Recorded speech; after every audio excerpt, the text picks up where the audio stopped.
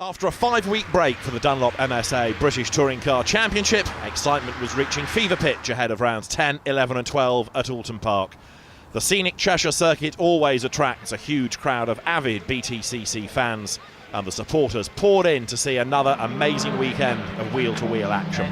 With thunderstorms plaguing the 31-strong grid for qualifying, it was the eBay Motors BMW of Colin Turkington which set the pace. A superb lap in tricky, drying conditions saw him go half a second quicker than the chasing pack, although a red flag in the dying moments of qualifying put paid to the chances of a last-gasp shake-up. Jason Plato looked to have the pace in his MG to match the Ulsterman over a lap, but had to settle for second on the grid ahead of Gordon Shedden and Turkington's teammate Rob Collard. It was a tough session for championship leader Andrew Jordan, who found himself way down in 13th, with fellow title contender Matt Neal for company in 14th. Much to the delight of the army of spectators at Oulton Park, the sun was shining as race day dawned, and having set the pace on a wet track, both Turkington and Collard proved that the BMW was the car to beat in the dry as well. A strong start from both cars saw Turkington lead his teammate into turn 1, and the pair never looked back. Plato slotted into third ahead of Shedden and was able to keep in touch with the leading duo, but never got close enough to mount a charge. Further down the order, an unbelievable train of cars ran nose to tail in the midfield for all 12 scorching laps. Hunter Abbott and Warren Scott had a coming together early on at Hislops.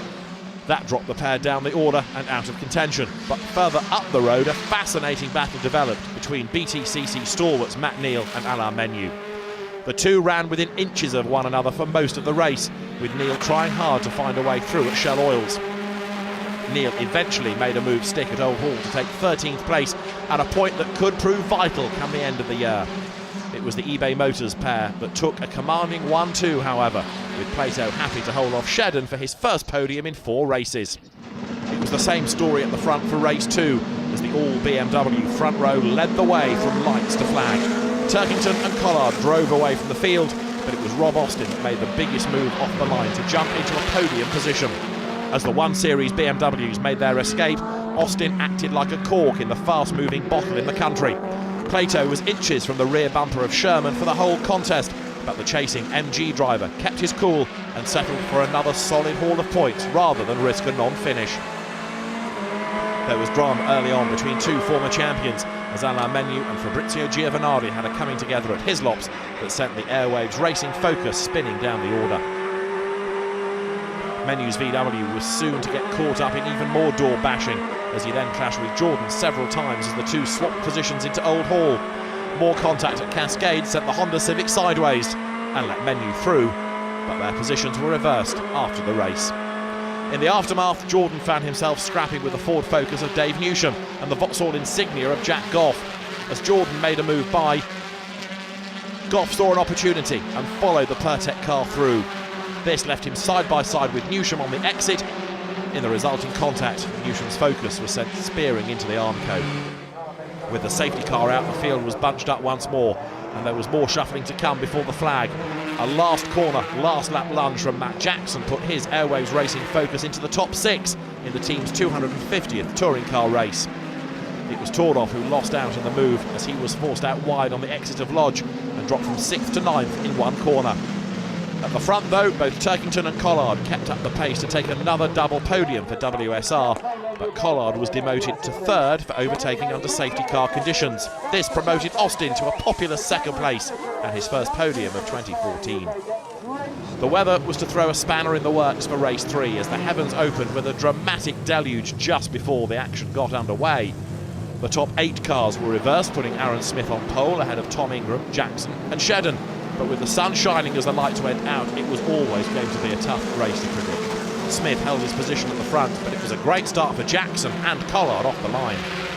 With all the front runners on wet tyres, there was drama immediately as Jack Goff, Matt Neal and Hunter Abbott were sent spinning into the barrier on the exit of Old Hall Corner. The DNF topped a torrid weekend for Neal, while a problem with Ingram's Speedworks Toyota Avensis saw him retire after his front row start. These incidents brought a brief safety car period, and as the racing got underway once more, there was a heart-stopping moment for Jackson, who held on to a massive slide going through Cascades, dropping him well down the order.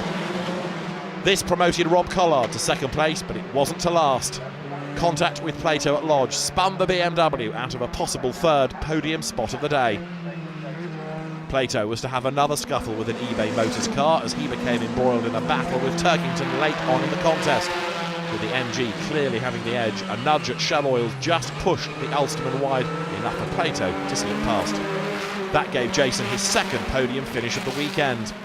The number 99 car almost looked like claiming second on the final lap as he hunted down Shedden's Civic Tourer, but Plato lost momentum and couldn't make a move stick, having to back off at Druids and losing the run on his rival.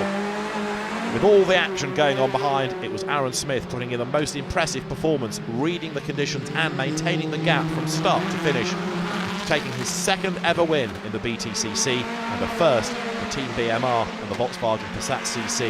It was a popular result up and down the paddock and a great way to end a fascinating day of racing in front of the legions of fans at Oulton Park.